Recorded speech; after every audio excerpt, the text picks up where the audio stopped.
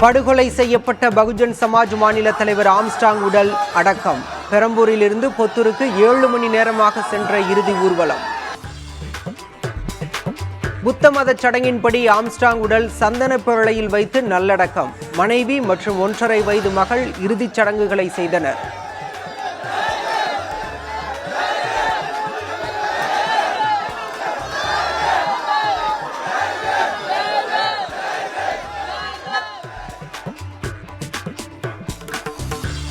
Armstrong கொலை வழக்கினை சிபிஐக்கு மாற்ற வேண்டும். பகுஜன் சமாஜ் கட்சியின் தேசிய தலைவர் மாயாவதி வலியுறுத்தல்.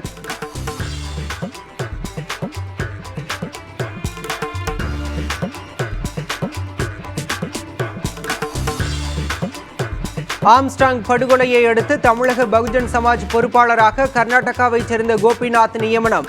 சட்டம் ஒழுங்கை காக்க தமிழக அரசு தவறிவிட்டதாகவும் குற்றச்சாட்டு.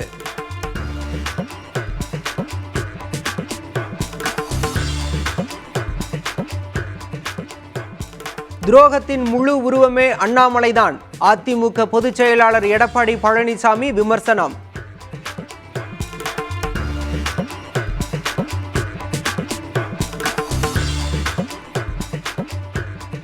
மக்களின் மகிழ்ச்சியும் எழுச்சியும் திமுக வெற்றியை காட்டுகிறது. விக்கிரவாண்டி தேர்தல் பரப்புரையில் அமைச்சர் உதயநிதி பேச்சு.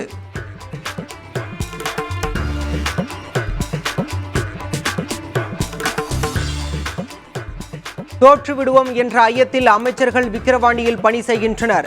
பாமக வேட்பாளரை ஆதரித்து மேற்கொண்ட பரப்புரையில் பாஜகவின் சரத்குமார் விமர்சனம்.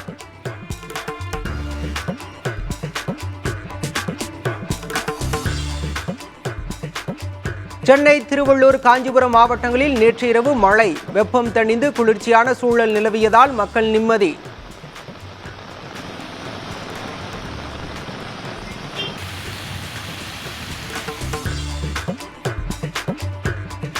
இமாச்சல பிரதேசம், உத்தராகண்ட், அசாமில் தொடரும் கனமழை. முக்கிய நதிகளில் அபாய கட்டத்தை தாண்டி ஓடும் வெள்ளத்தால் லட்சக்கணக்கான மக்கள் பாதிப்பு.